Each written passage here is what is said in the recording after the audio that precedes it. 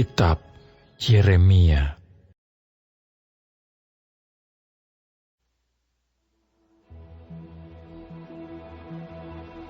Zedekia bin Yosia menjadi raja menggantikan Konya bin Yoyakim. Nebukadnezar, raja Babel, telah mengangkat dia menjadi raja atas negeri Yehuda. Tetapi baik ia, baik pegawai-pegawainya, maupun rakyat negeri itu, tidak mendengarkan firman yang disampaikan Tuhan dengan perantaraan Nabi Yeremia. Pada suatu kali, Raja Zedekia menyuruh Yukhal bin Selemia dan Imam Zefanya bin Maasea kepada Yeremia untuk meminta, "Berdoalah hendaknya untuk kami kepada Tuhan Allah kita." Adapun pada waktu itu, Yeremia masih bebas pergi datang di tengah-tengah rakyat. Ia belum dimasukkan orang ke dalam penjara. Adapun tentara Firaun telah berangkat keluar dari Mesir. Mendengar kabar itu, maka orang-orang Kasdim yang mengepung Yerusalem angkat kaki dari Yerusalem. Lalu datanglah firman Tuhan kepada Nabi Yeremia. Bunyinya, "Beginilah firman Tuhan Allah Israel kepada Raja Yehuda yang menyuruh kamu kepadaku untuk meminta petunjuk. Harus kamu katakan begini, lihat tentara Firaun yang telah berangkat keluar untuk membantu kamu akan kembali ke negerinya, ke Mesir.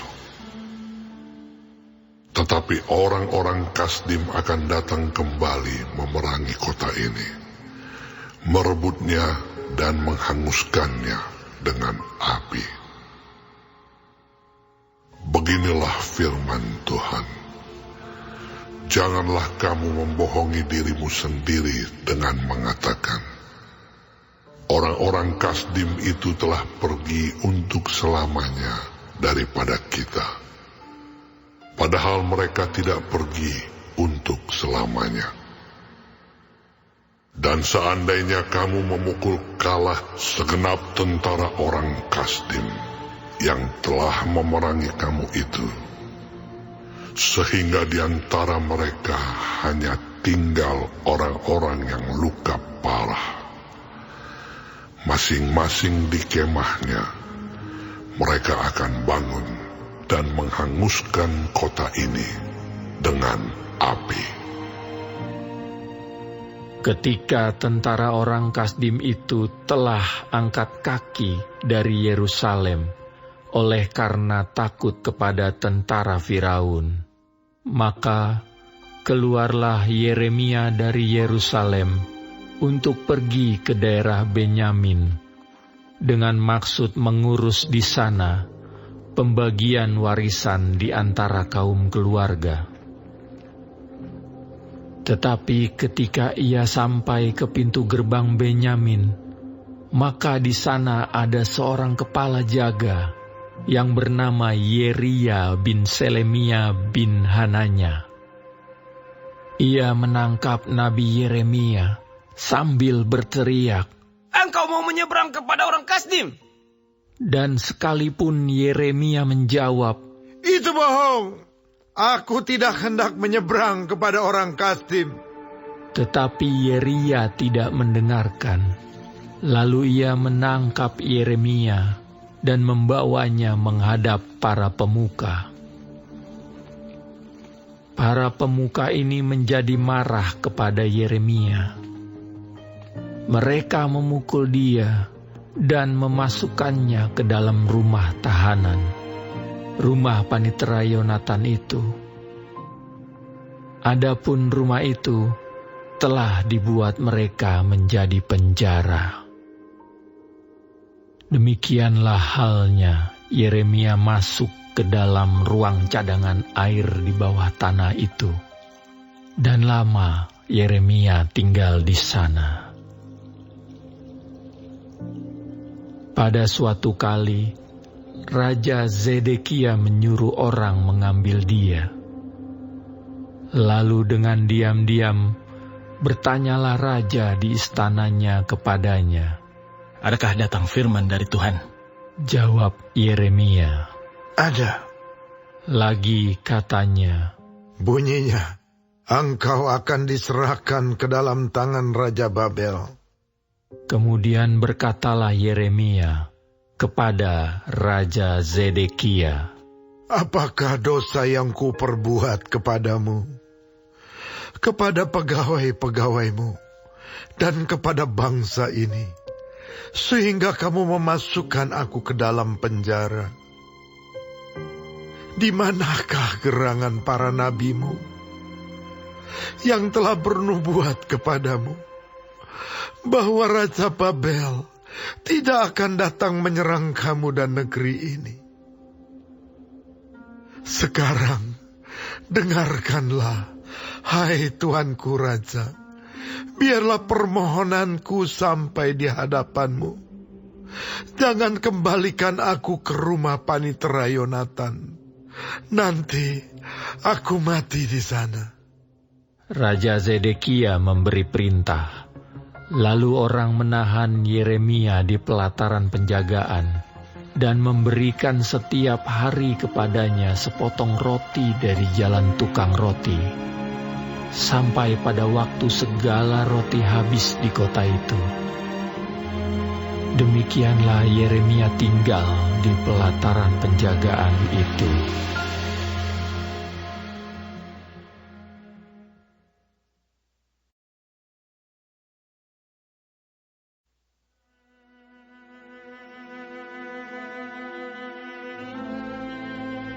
Tetapi Sefaca bin Matan, Gedalia bin Pasyur, Yukhal bin Selemia, dan Pasyur bin Malkia mendengar perkataan yang tidak henti-henti diucapkan oleh Yeremia kepada segenap orang banyak itu.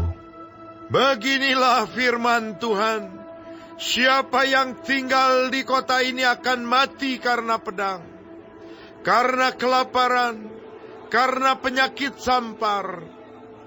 Tetapi siapa yang keluar dari sini mendapatkan orang Kasdim, ia akan tetap hidup. Nyawanya akan menjadi jarahan baginya, dan ia tetap hidup. Beginilah firman Tuhan, kota ini akan pasti diserahkan ke dalam tangan tentara Raja Babel yang akan merebutnya. Maka berkatalah para pemuka itu kepada raja, Baiklah orang ini dihukum mati. Sebab sebenarnya dengan mengatakan hal-hal seperti itu, maka ia melemahkan semangat prajurit-prajurit yang masih tinggal di kota ini, dan semangat segenap rakyat. Sungguh, orang ini tidak mengusahakan kesejahteraan untuk bangsa ini, melainkan kemalangan. Raja Zedekia menjawab, Baiklah, ia ada dalam kuasamu, sebab raja tidak dapat berbuat apa-apa menentang kamu. Maka mereka mengambil Yeremia dan memasukkannya ke dalam perigi milik Pangeran Malkia yang ada di pelataran penjagaan itu. Mereka menurunkan Yeremia dengan tali. Di perigi itu tidak ada air, hanya lumpur. Lalu terperosoklah Yeremia ke dalam lumpur itu. Tetapi ketika didengar Ebed-Melek, orang Etiopia itu, ia seorang sida-sida yang tinggal di istana raja, bahwa Yeremia telah dimasukkan ke dalam perigi. Pada waktu itu, raja sedang duduk di pintu gerbang Benyamin. Maka keluarlah Ebed-Melek dari istana raja itu, lalu berkata kepada raja, Ya Tuanku Raja, perbuatan orang-orang ini jahat dalam segala apa yang mereka lakukan terhadap Nabi Yeremia, yakni memasukkan dia ke dalam perigi. Ia akan mati kelaparan di tempat itu, sebab tidak ada lagi roti di kota. Lalu raja memberi perintah kepada Ebed-Melek, orang Etiopia itu. Katanya, "Bawalah 3 orang dari sini, dan angkatlah Nabi Yeremia dari perigi itu sebelum ia mati." Ebed-Melek membawa orang-orang itu dan masuk ke istana raja, ke gudang pakaian di tempat perbendaharaan. Dari sana, ia mengambil pakaian yang buruk-buruk dan pakaian yang robek-robek, lalu menurunkannya dengan tali kepada Yeremia di perigi itu.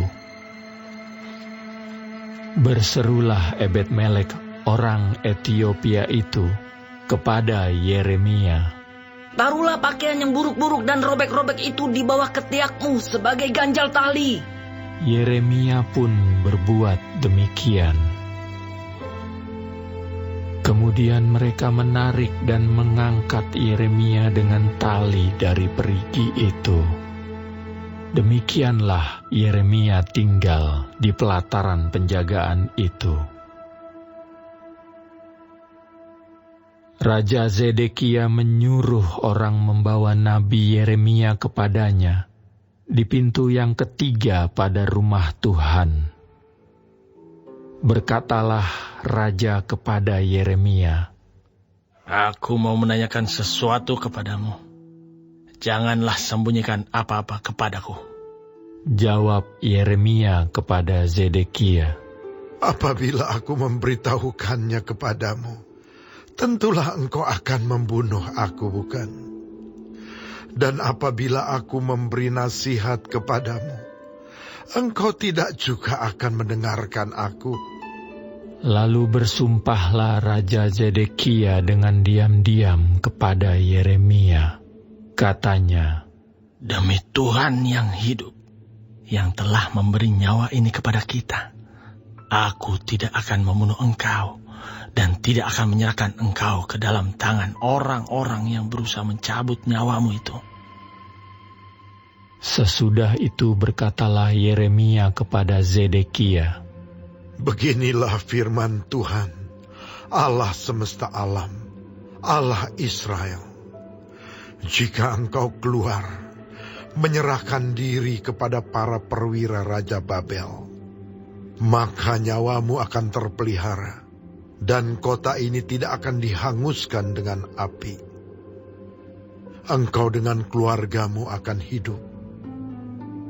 Tetapi jika engkau tidak menyerahkan diri kepada para perwira Raja Babel, maka kota ini akan diserahkan ke dalam tangan orang-orang Kasdim yang akan menghanguskannya dengan api. Dan engkau sendiri tidak akan luput dari tangan mereka. Kemudian berkatalah Raja Zedekia kepada Yeremia, Aku takut kepada orang-orang Yehuda yang menyeberang kepada orang Kasdim itu. Nanti aku diserahkan ke dalam tangan mereka, sehingga mereka mempermainkan aku. Yeremia menjawab, Hal itu tidak akan terjadi. Dengarkanlah suara Tuhan dalam hal apa yang kukatakan kepadamu. Maka keadaanmu akan baik dan nyawamu akan terpelihara. Tetapi jika engkau enggan menyerahkan diri, maka inilah firman yang dinyatakan Tuhan kepadaku. Sungguh, semua perempuan yang masih tinggal di istana Raja Yehuda digiring keluar ke hadapan para perwira Raja Babel sambil berseru, Engkau diperdayakan, dikalahkan oleh sahabat-sahabatmu. Tetapi baru saja kakimu terperosok ke dalam lumpur, mereka sudah berpaling pulang. Semua istrimu dan anak-anakmu akan digiring keluar ke hadapan orang-orang Kasdim itu. Dan engkau sendiri tidak akan terluput dari tangan mereka, tetapi engkau akan tertangkap oleh Raja Babel. Dan kota ini akan dihanguskan dengan api. Lalu berkatalah Zedekia kepada Yeremia, "Janganlah ada orang yang mengetahui tentang pembicaraan ini, supaya engkau jangan mati. Apabila para pemuka mendengar bahwa aku telah berbicara dengan engkau, lalu mereka datang meminta kepadamu, beritahukanlah kepada kami apa yang telah kau katakan kepada raja, dan apa yang telah dikatakan raja kepadamu. Janganlah sembunyikan kepada kami, supaya engkau jangan kami bunuh. Maka haruslah kau katakan kepada mereka, aku menyampaikan permohonanku ke hadapan raja, supaya aku jangan dikembalikannya ke rumah Yonatan untuk mati di sana." Memang semua pemuka itu datang bertanya kepada Yeremia, tetapi ia memberi jawab kepada mereka, tepat seperti segala yang diperintahkan raja. Maka mereka membiarkan dia, sebab sesuatu pun dari pembicaraan itu tidak ada yang diketahui siapapun. Demikianlah Yeremia tinggal di pelataran penjagaan itu, sampai kepada hari Yerusalem direbut.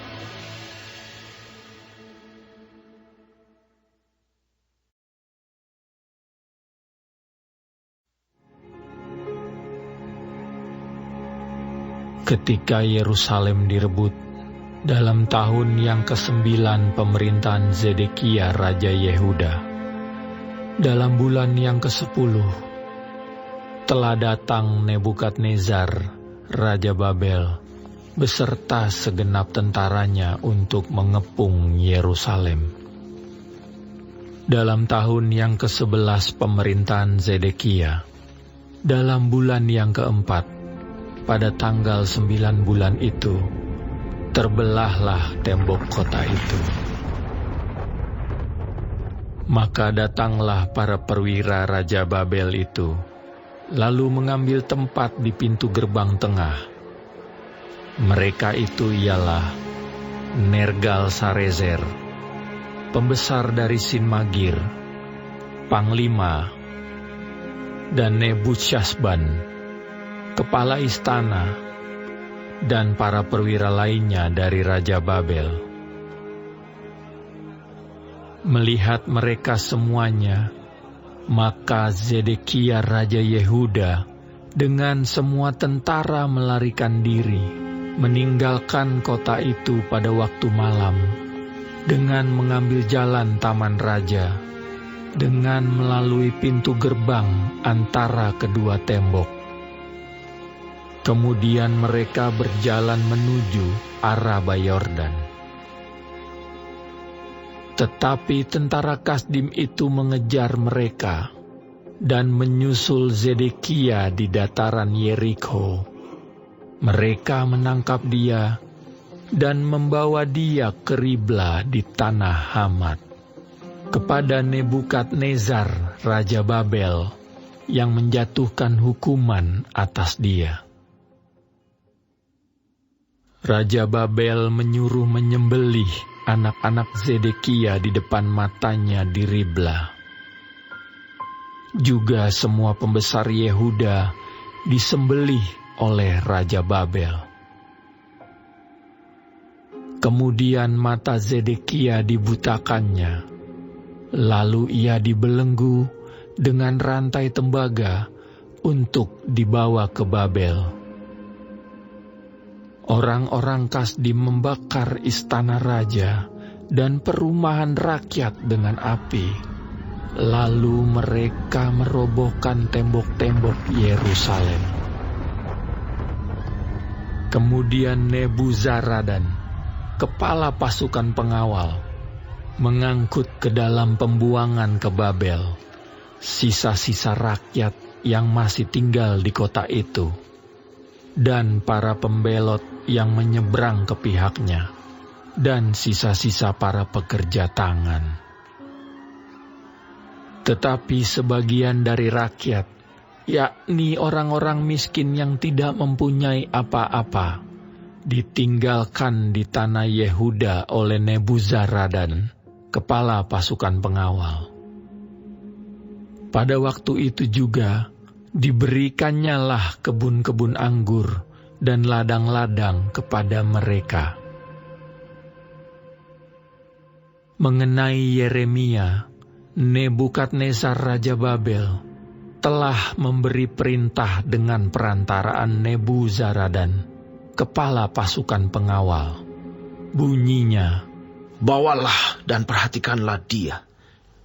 Janganlah apa-apakan dia, melainkan haruslah kau lakukan kepadanya sesuai dengan permintaannya kepadamu."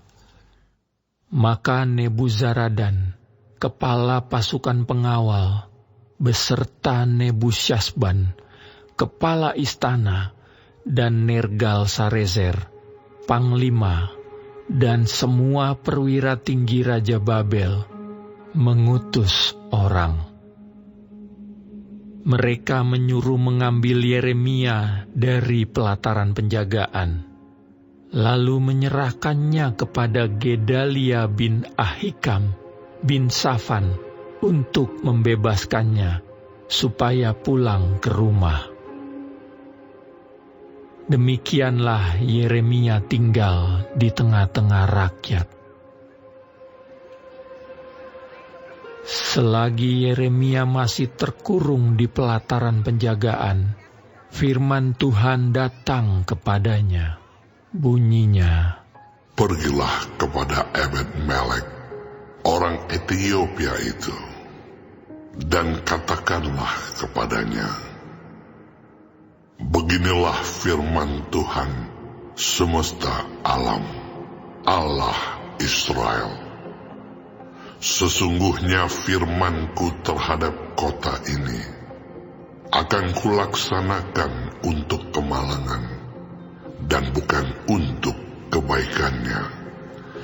Dan semuanya itu akan terjadi di depan matamu pada waktu itu juga. Pada waktu itu juga, demikianlah firman Tuhan. Aku akan melepaskan engkau, dan engkau tidak akan diserahkan ke dalam tangan orang-orang yang kau takuti. Tetapi dengan pasti aku akan meluputkan engkau. Engkau tidak akan lebah oleh pedang. Nyawamu akan menjadi jarahan bagimu, sebab engkau percaya kepadaku. Demikianlah firman Tuhan."